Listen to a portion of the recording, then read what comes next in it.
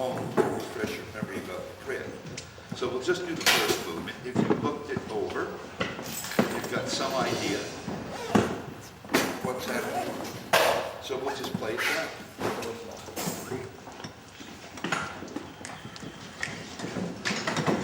Here's our beginning tempo. We'll tune first. Who wants to give us the pitch?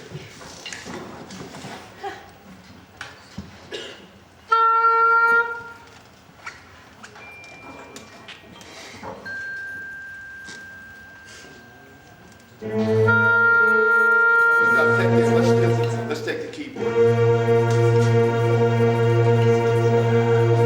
All right. Tune, play, warm up.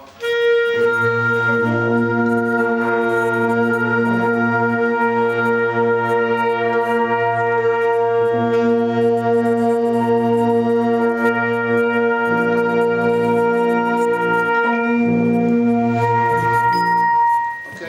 Get it. Okay, we ready? Here we go. Beginning.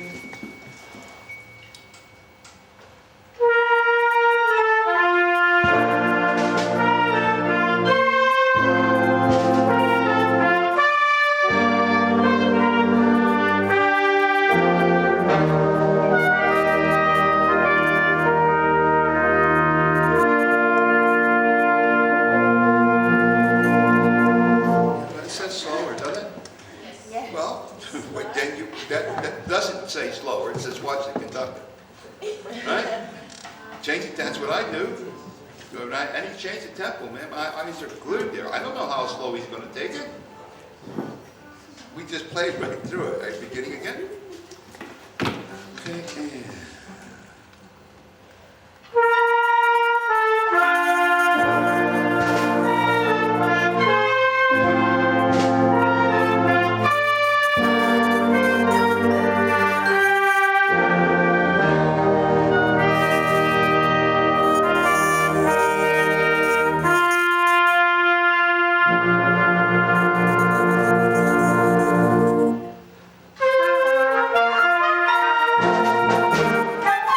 There's new tempo. Right on the new tempo, and...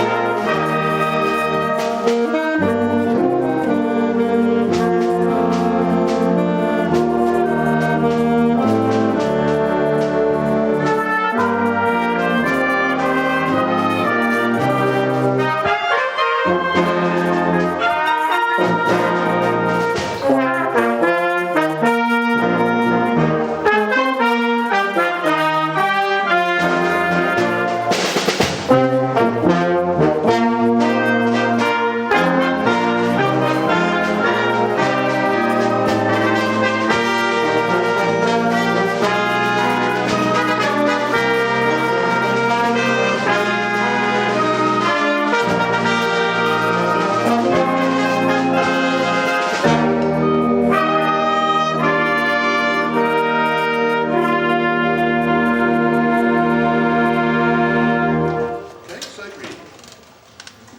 Let's go back to the tempo section.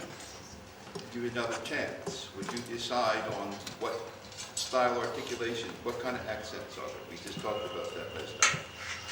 Are they bold accents, or should it be more taper on the notes? Both.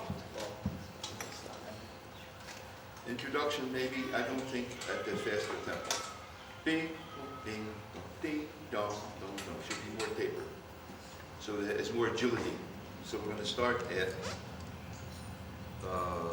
7. Let's play it both ways. Play it both ways. Right at 7, we're going to play 3 bars and stop. Right at 7. So we're going to take your way first. Bold accents. No taper. Okay, breathe.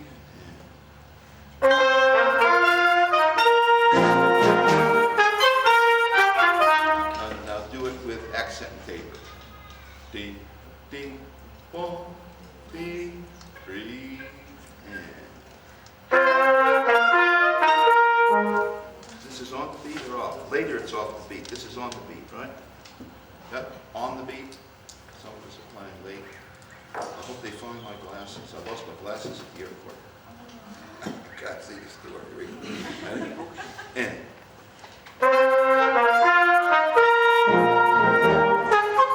I like that. And you're going to taper all long notes, taper, especially up high. Because the audience's ears will stay with the most prominent part, and the high part. So if the woodwinds answer, bing, da, ding, while you're holding that note, the audience should hear bum, da, dee, and then Amy, ticka, ticka, da. And if you play that high note like this, their ears are going to stay right with you, and they won't even notice that. So you must taper the high long note. Here we go. Same place. About 3 bars. Same accent and taper. Again, breathe. Have trouble playing because half of us are doing. That's what you just did. About 6 of them. I can't play that way. Breathe now. Spread your back. Breathe, breathe. Now first note clear. It's a big difference, isn't it? Come on, work on your breathing. All right, it's too loud. Right, and that's forte, remember, is only a beautiful full sound. It's a little heavy here. All right, adjust, breathe, and.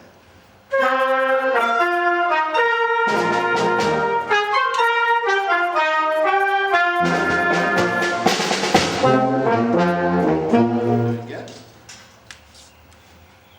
Still, some of us are still struggling. Everybody must taper. Exaggerate for now. And fix your rhythm. There's two errors in rhythm on 2 people. Fix it, please. Don't keep playing the same incorrection. Once more. Ding, bo, bo, breathe, and.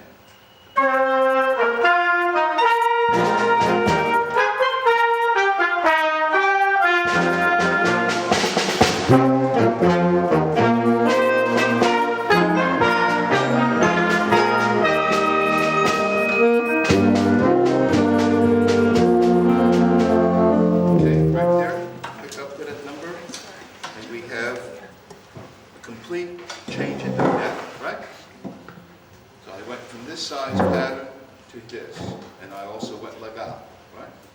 So we pick up 1 beat before 15. Breathe. 2 8 notes pick up. That's right. Breathe.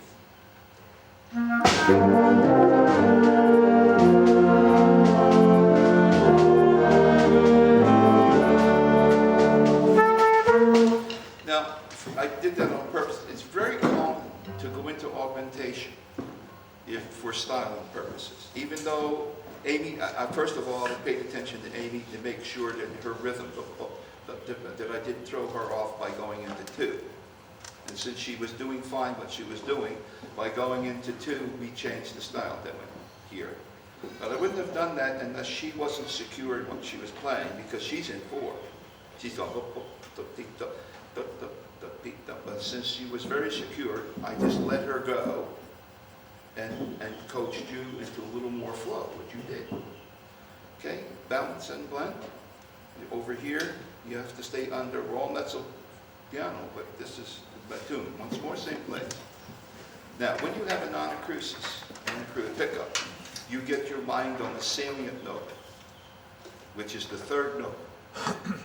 It's very important to teach your students this too. So if I'm playing where you are, I'm going to do D in my mind. Do, do, D, do, D. Otherwise you get da, da, D. In other words, the mind's interesting the way it focuses on things. Whatever the mind thinks of first is going to get some emphasis. So it's called the salient note principle.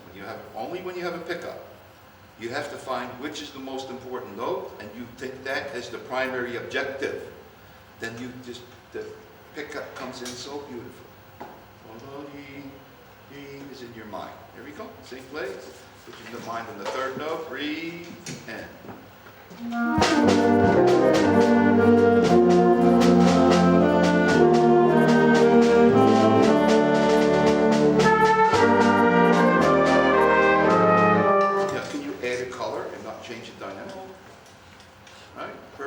was way up early trying to say, don't change the dynamic. Just change the color. We add the color.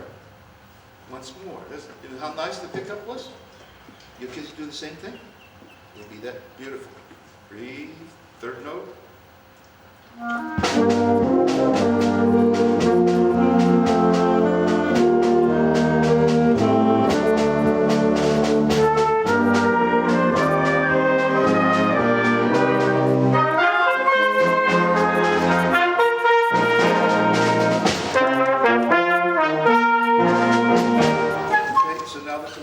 Has presented the same theme that we had earlier, but he changed it.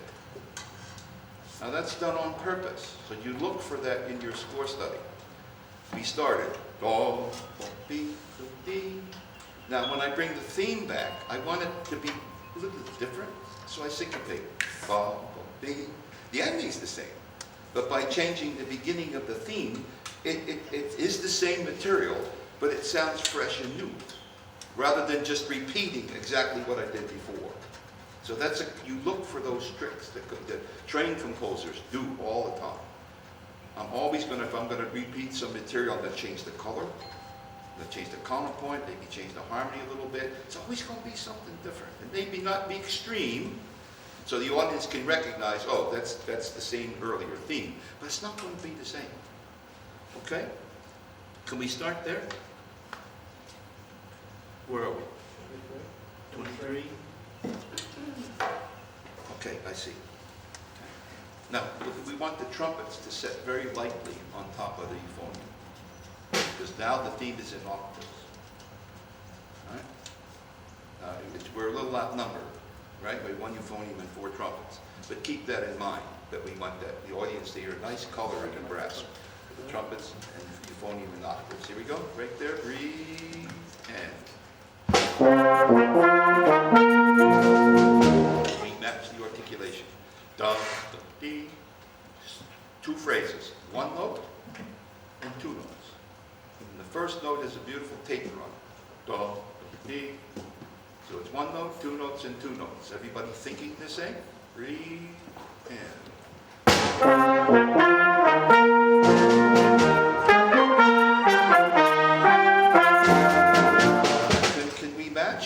The same accents you changed. The woodwinds had a different accent style than what we just rehearsed with the brass.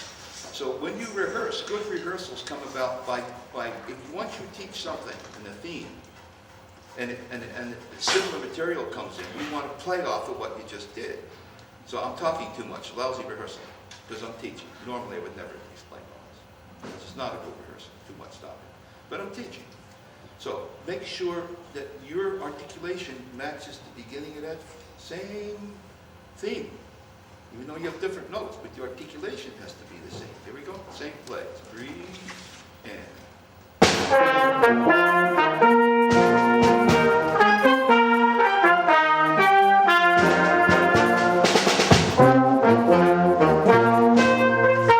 Now, we have to help Amy a little bit. Play that little fill you have. Play it. Right now. Just play it. No, I just want the ending. Your solo. I'll tell you the bar.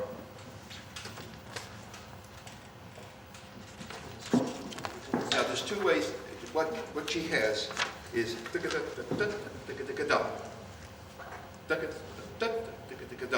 there's 2 ways to make accents.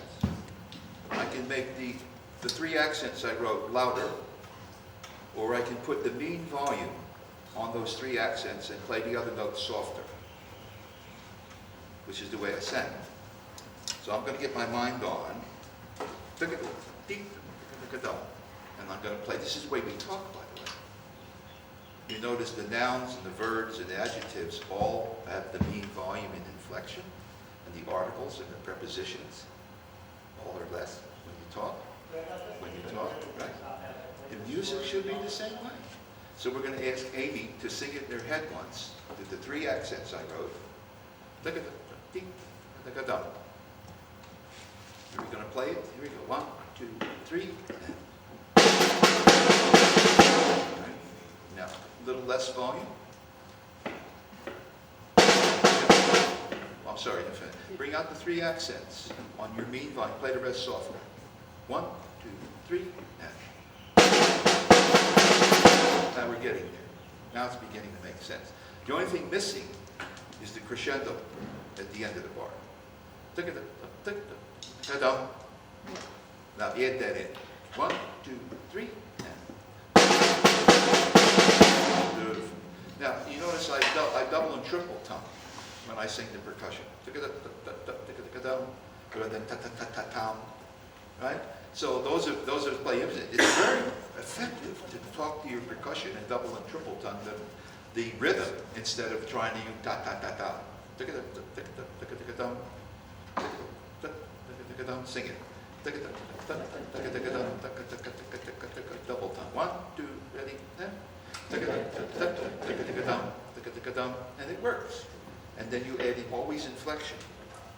So we've covered a lot so far in 15 minutes. A way to talk about the percussion, the salient note principle when you have a pickup. You coach your students to get their mind on the first important note. Color, changing color, and not volume is very important as you analyze your score. During the next 2 weeks we're together. Look for changes of color. Have in your head a nice balance of the ensemble. Remember, the balance of the ensemble should be a pyramid. Here's your tubas, trombones, and bassoons, and saxophones, and you notice that the apex gets smaller as we go up. Then you get to the clarinets and the flutes. Right? At times we get this balance. Right? Down the bottom is soft and up the top is too loud. So you want to keep that in mind, even though maybe your school bands don't have enough lower brass, but we do. So if I'm playing where you are, I'm very sensitive in my volume, playing on top of things, that I'm playing off the tuba sound, and off the bassoon, and off the baritone sax. That's where my ears are with the timbre. Okay? Let's do 23 to the end.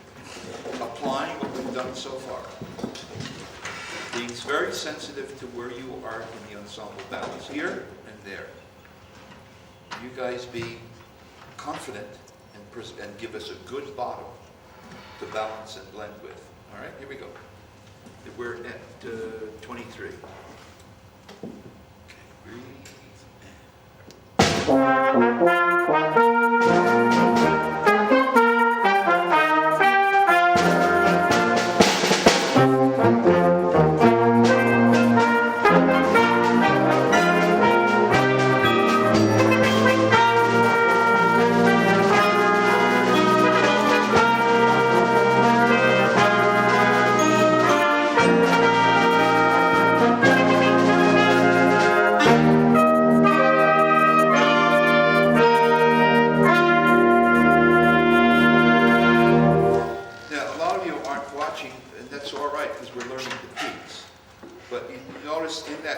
Some of you were watching. In other words, I used my eyes much more than the stick. A lot of times the QA may just catch your eye. I didn't even give her a stick cue. Your lower brass, I cued them with my eyes, not my stick. So you have all these tools to use. This is very important. And yes, these gestures are important. And just turning is very important. But the eyes are very important as you prepare your score. And we're going to use the same similar setup next week. We need a little more attention to commonality of the accents. It's still not together. In that they should be the all accent taper. Let's do the ending, which is the last 3 bars. Now, how do we make it? What are the mechanics for a fortepiano? I teach you wind players. What are the mechanics? It has to be done here. Or if the students or professors even concentrate here, you get a wonderful forte and no piano. It's got to come from here. You ever watch opera singers? You go to Sydney Opera. You watch if they have proper sort of tight-fitting clothes or something where you can see, not gowns or stuff. I can remember when I studied voice, my voice teacher, what was the famous Russian group? Men's course. Yeah. This is way before most of you were born. But I mean, they were all old. They were, when I saw them in my late 20s, middle 20s, they were all in their 70s and 80s. But there is a deep Ukrainian, and they sing low B flats, and the walls shake, the basses sing. But he said, you have to go watch them articulate. You watch them, they're singing all those 40 pianos, and they're, it was wonderful. Don Cossacks. I still have some old vinyl. Just wonderful, wonderful music, and then dancing as well. But the mechanics for them, when the low basses would come up with that 40 piano, you could see the whole casa would shake, and the room would ring with sound. So let's work on those that have the 40 piano. 3 bars from the end. Okay, so this yellow, hey, is going to give you the forte, and following that, the relaxation is going to give you the piano.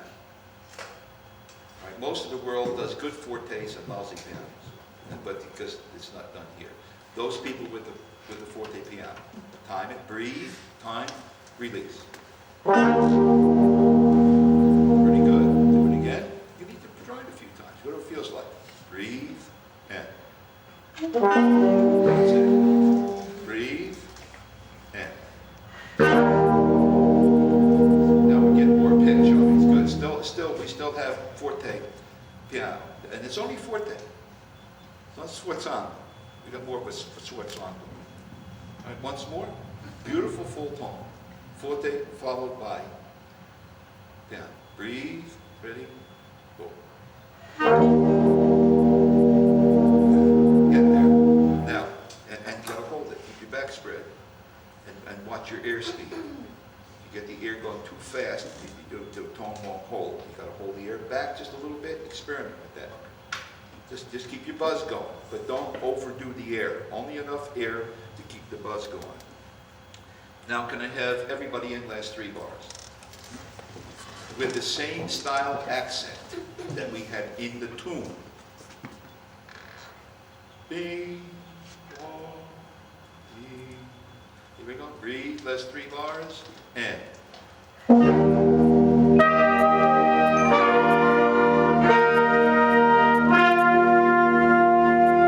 Now, as soon as you see this after the fermata, what do you have to do? If you don't pull the tone back, then there's no place to go. Right? So you got to pull the tone back a little bit on the last note. And what do you think? The people playing the half notes in the last 3 bars thought 4 single note phrases. Would you change your thinking and think 2 twos? You come in on the 3rd beat, that goes to the downbeat, which is the stronger beat. Then you got the 3rd beat, which is a little less, and you end on the downbeat. So change your thinking to 2 twos, not 4 ones. Forte piano, breathe, and.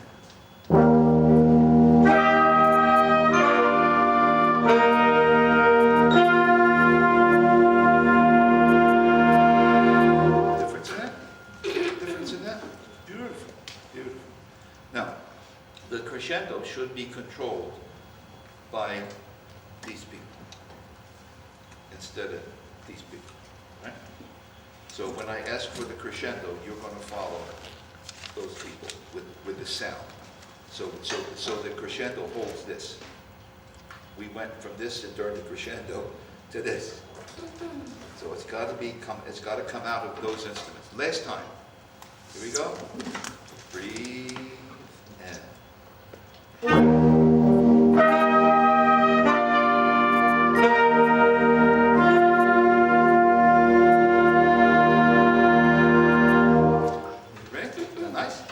So, during the week, I know you're worried about this, but this is what I want you to do next week. See, I'm always ahead of you. All right, I'm always ahead of you, so you get a chance to think about things.